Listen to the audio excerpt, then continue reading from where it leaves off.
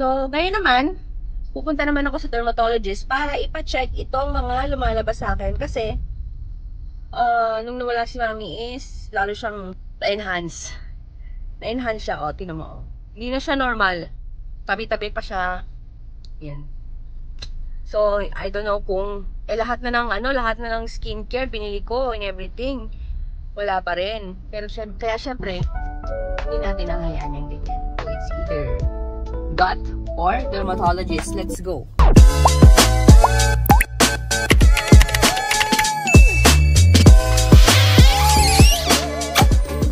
Ngayon sa Xinhua building. Hindi ko alam tama ba yun. And pupunta tayo sa iDerm. Let's go. Sa Facebook. Oo.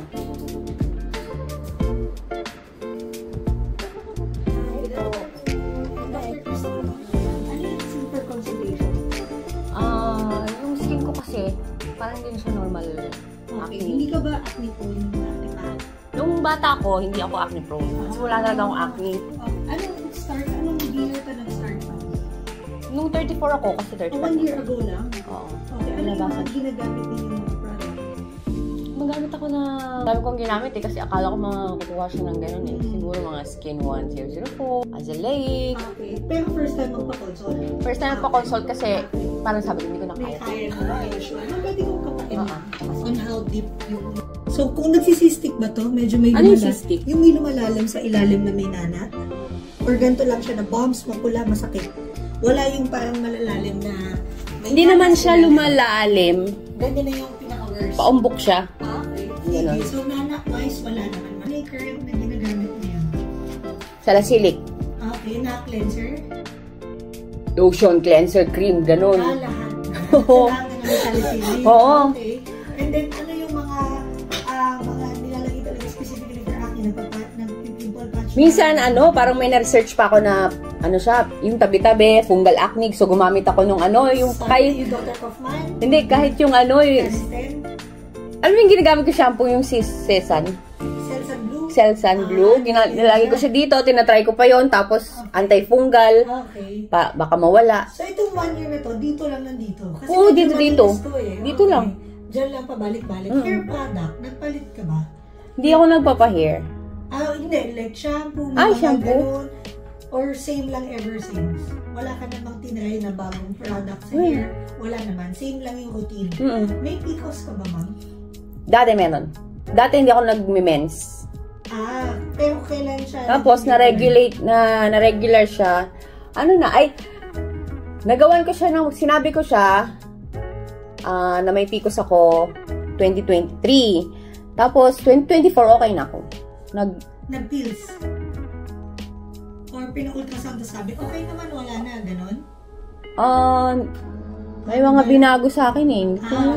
Diet, oo. Inositol nagbigay? Oo, nagganon. Inositol. Pero pills, wala naman? Hindi na ako nag-pills after that. So, for currently, walang regular pills. Regular na. Okay. So, PCOS 2023 pa. Pero nung time na diagnose ko with PCOS, may acne ka nito? Wala. Okay. Paano mo siya nalaman? Dahil regular lang. Kaya ka nagpa-check up? Kasi 6 months na akong mens. Na walang mens. Okay. Tapos, yung gamot-gamot, ganyan, Pero wala talaga. Nagkakaroon, pero hindi nakaka-bother. Okay. So, ngayon, mas in a month, lagi ng weekly meron or pag magkakaroon na lang? Always to. Hindi na nawawala? Oo, hindi nawawala. Okay, sige po. Correct na lang natin yung mga regimen. Technically, yung type of acne na meron ka, tinatawag natin acne vulgaris. Nasa mild pa lang naman. Don't worry, no? Siguro di ka lang kasi sanay since talagang matagal ka na huling talagang acne talaga, no? Yung mga possible causes na to, although medyo adult onset acne na rin to, no? Pwede pa rin tong cloggage ng pores, no? Pwede pa rin to na minimal hormonal imbalances since may PCOS ka na rin before. Sa makeup, ma'am, nag-makeup ka ba? Madalang. Very madalang. Sa work, hindi siya kailangan. Wala man ng work. Ng acne sa family meron. Yun nga, nagtaka yung nanay ko dati. Bakit ka may pimples? Di naman ako pinipin. Wala naman. Okay. May mga tinitake na gamot for any maintenance medication? Meron akong Nebivolol. Blood pressure? Hypertensive ako eh. Sa hypertension itong Nebivolol mo. Aside from the Bivlol, ano pang tinitake? Wala. Wala na. Ah, Supplements na. Okay. High dose vitamin B complex nagtitake? Mga B complex? Hindi naman. Hindi naman. Ano yung mga supplement na Calcium, multivitamins, Mga ganun. fish oil, mga ganun-ganun. okay? Nag-gym, gumagamit ng whey protein? Hindi naman. Nope. Okay. Yung face mo ba is oily all throughout or combination? Hanggang hindi ko sure eh. Yung combination, ito lang yung oily. Itong T-zone areas lang. Then dry all throughout. Ano ba yun nalalam? Technically, mukha kang combination. Kasi ito shiny yung ilong mo ngayon. Kasi kakahilamit ko lang eh. Baka. Usually, Tsaka nag-ano ako, sunblock. okay. Yung pag-determine ng skin type, after bathing, mag-wake ka for at least mga 20 to 30 minutes. And then if nag-start na siyang mag-oil, kung dito lang siya sa area na to, ang tawag dun ay combination. Kasi oily here sa T-zone area, dry dito. No? Pero if after 30 minutes, talagang ang oily na rin dito, oily skin yung tawag sa'yo. Sa'yo pigmented. So, sa explanation ng acne, bakit nagkakaroon ng acne, genetic, isa sa mga reason, pero sa'yo mukhang wala naman. Some patient na may family history of acne, early nagkakaroon, so kahit late, nagkakaroon pa rin. So, yun sa'yo, medyo late onset lang. Lifestyle, very commonly asked dito yung diet, no? Sa diet, wala naman talagang sobrang strong influence, pero if we can relate, yung mga matatamis, tsaka dairy product, kasi itong mga high sugar intake, carbohydrates, pwede silang maging pro-inflammatory. So, if may ongoing na inflammation, may masakit dyan, pinapatagal niya yung healing. So, if you can try to modify yung mga ganong diet na hindi bawal, pero if you can limit, mas maganda para mas makatulong siya sa paggaling. Aside from diet, pwede rin stress-induced. Some patient nakakakita ng breakout kapag nagkakaroon ng pagpupuyat kasi yung work nila is panggabi. So, pwede rin siyang mag-cause ng acne breakout kasi yung cortisol, which is a hormone for stress, tumataas yan. And then if increase yan, pwede magkaroon ng acne form na tagyawat. Aside from diet, stress, cosmetic use, no? Very common kasi yung mga cosmetic na makapal, full coverage, ang tendency nagbablock sila sa pores mo, lalo na kung malaki din talaga yung pores mo to begin with. So, some patient na pabalik-balik lang sa isang area. Mayroon kasi mga patient na dito lang lagi din nagbi-makeup kasi kinoconceal nila. Dito lang din yung acne nila. So, malaking factor doon yung makeup use kasi nabablock yung pores nila. Or kung di natin mabawasan, itatagalin natin ng maayos, no? So, diet, stress, drug. So, particularly may mga drug na nagkukos ng acne. High dose of vitamin B complex, mga nagagamutan for tuberculosis, whey protein sa mga patient na nag-gym, no? So, mayroon ding drug-induced acne talaga. So far, wala naman. Hormonal. Yung acne talaga, hormonal yan. Kaya nga, lagi rin i-relate pag PCOS, may acne, kasi testosterone yung nag-regulate nung pagkakaroon ng acne. If elevated yan, pwede pong maging oily yung isang pasyente. Pag oily yung isang patient, may bacteria na tutubo. Ang tawag doon, Cutibacterium acnes. And once with bacteria, mayroong mga nana or mga inflammatory reaction, namumula, sumasakit, that's inflammation. Kasi iba bumps lang eh. Pwede naman bumps lang. Pero meron kang pinipisil, merong sumasakit kasi may nakaumbok na. So, inflammatory reaction na yun. And before all of this, may nakabaranga na blackheads and whiteheads dyan. So, oiliness, bacteria,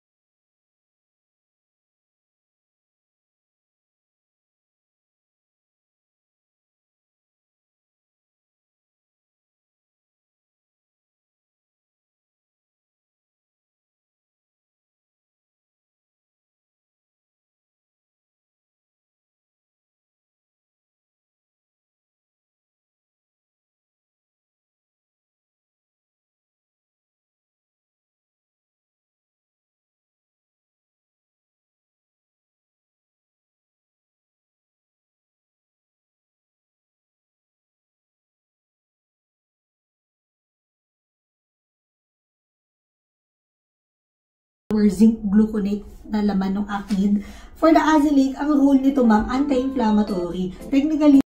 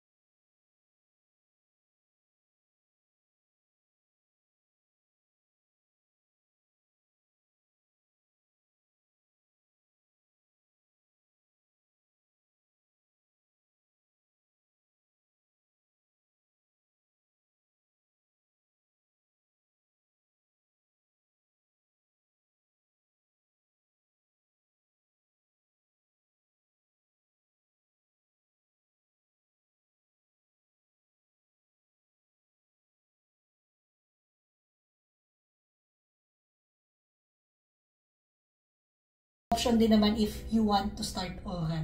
Pero for now, kailangan kong pagandahin yung topical. Kasi itong topical, kahit na matapos na tayo sa inuman ng oral, ito yung medyo magko-control sa'yo. May mga madami lang ngayon, pero pag less na yung acne mo, baka adapalin na lang yung naka-maintain sa'yo, mga ganon, no? So, ito ma'am, MWF for 2 weeks. If tolerated, ibig sabihin, minimal purging. Minimal na hindi ka namula, walang anything na na-irritate, pwede mo na i-apply every night after 2 weeks. So, if Pag nasanay na ba siya? Oo. Pag kunwari hindi noon pala ako nag-purging, pwede ko na ilagay every night. Okay. If tolerated, apply every night. Sa moisturizer, ma'am, anong ginagamit niyo? Yung ginagamit nila ba? Puro nakakaano lang. Kakaubos lang eh. Okay. Meron ako dito na niacinamide with hyaluronic acid na moisturizer. Maliit lang yan na tub. Pwede mo siyang ilagay. Hindi ganun kalagkit. Pero if magda-dry ka, baka kailangan natin ng mas malagkit. Pero ito, okay na to as basic moisturizer muna. Niacinamide with hyaluronic acid. So, ganito muna yung magiging routine mo for the face. Acne cleanser po. After maghilamos niyan, may ilalagay ka azelaic acid. Azelaic acid, familiar ka na dyan. It lightens, reduces the inflammation. So, buong mukha siya except around the eyes. Benzoyl peroxide, antibiotic for acne, 1 pea size. Hati na yung acne-prone areas. Ito at saka ito. Hati na sila. Huwag kang medyo manggigigil kasi mahapdi siya talaga. No? Pag makapal. After nyan, ma'am, sunscreen na. Madami kang option for the sunscreen. But if you want medical grade sunscreen, we have that here. Azelaine soap, ipapatuloy ko. Pag naubos to, kahit ito na lang din. Okay. Then, skin perfecting toner para meron tayong pampabilis mag-lighten. Apply every night. Cotton. Isang cotton lang siya. Lagay mo na siya. Then, lagay na tong adapalene with clindamycin. So, MWF, ano ba ngayon? Thursday, start tomorrow. So, MWF, 3 times lang in a week ka maglalagay for 2 weeks. Observe. Okay. Dun sa 2 weeks na yun, ang dami bang lumabas na bumps, purging, no? If minimal lang, after 2 weeks, you may apply na every night. Ngayon, anong nangyari? Anong mangyayari kapag nag-angatan lahat yan, nag-purging ka? Pwede ka magpa-facial. Pwede namin tanggalin. Okay. Kasi anong bang gagawin sa nakaangat lang? Mag-aantay na naman maging tagyawat. So, i-remove natin siya. Definitely, mas malambot na pag tinanggal yan. Medyo mas mahaba yung makukuha sa'yo. Kasi talagang medyo lalambot siya talaga. So, ako, if you want to do facial, after 2 weeks na of using Adapalene Clinda. Then, if tolerated, apply na every night. Always end the night with moisturizer for now. Darating sa point na, Dok, ang dry, parang masyado siyang dry. Pwede mo siyang i-sandwich here. Like moisturizer, ito, tapos moisturizer ulit. So, pwede siyang i-sandwich. Pero for now, hindi pa naman ganun ka-dry agad, no? Pwedeng kahit at the end muna. Okay. So, ito yung topical routine mo. Kailan natin i-evaluate ang effectivity nito? Effectivity, 1 month. Kasi pag 2 weeks time, pares tayo maiinip eh. Parang medyo wala naman. Siyempre wala talaga. Topical yan. So, it will take 1 month, papangit muna. Makikita mo yung full benefit nila. Ngayon, pag nababagala ka, kasi bigla nakakainip din naman eh. No? Kaya explain ko din sa'yo yung mga direction natin. So, huwag ka mag-alala kasi we can always step up. Topical lang to, aayusin lang natin yung ginagamit kasi wala pa talagang order. Pero if you want to explore on the topical, ano yung mga option for you? Wala kang ibang sakit mo, high blood lang. Hypertension. Sugar. Meron kaming history ng diabetes. Pero wala pa namang talagang diagnose, gano'n. Cholesterol. Hindi ko alam. Hindi ka kasama sa lab mo usually. Nakalimutan ko. Okay, pero so far walang nagsabi na mataas to cholesterol mo, diet ka. Okay. Sige, ano ba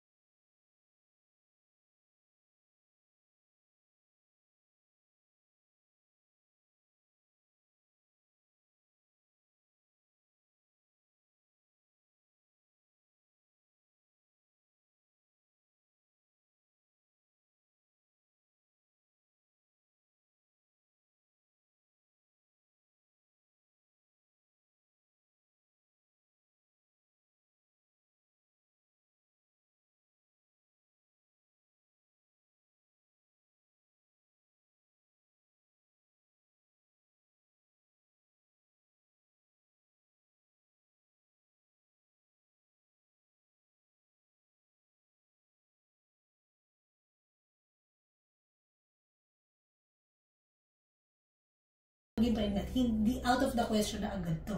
May plano ba? Wala. Wala naman. Wala naman. So far.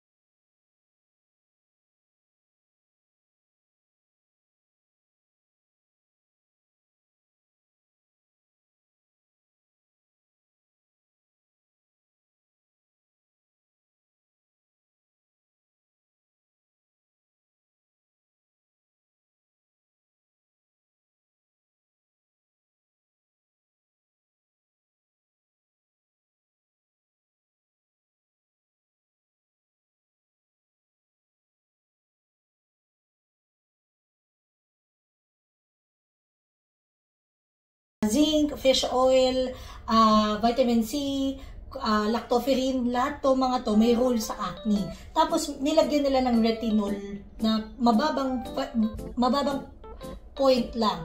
Hindi isotret level na milligram. Pero to help lang. Kasi kung siya alone, hindi rin niya kaya. So, pang tulong-tulong lang to. For example, kung mabagal talaga to, ayaw mo ng isotret, baka ito yung isang option sa'yo, vitamins na ganito. Ano pa ba? Hindi ba pwedeng i-combine combination ng isotret at saka ito? Ay, hindi na. Ay, alin, isotret tsaka itong topical? Pwede naman. Pero wag mo na siguro ngayon. Wag mo na? Kasi Okay. purging ka eh. Baka lang kasi natatakot kami sa side effect ni isotret. Hindi naman ako satakot sa mga ganyan. Okay. Oo. Oh, sige, next month. Sige. Bigyan natin ng chance. Okay. Kasi pag sinimulan ko to, sure na purging, kahit na i-MWF ko pa yan, ganun. So, medyo pakilala ko muna sa yung topical version Sige. niya. Pag talaga after 1 month, minimal purging, let's start isotret. Pero hindi ko pa rin ito ititigil. Kasi hindi naman magti-take effect agad to. So, mga after 2 months. Mga procedure, kunwari lang, meron kang sobrang bothered na acne, pwede mo injectan yun. May event ka bukas.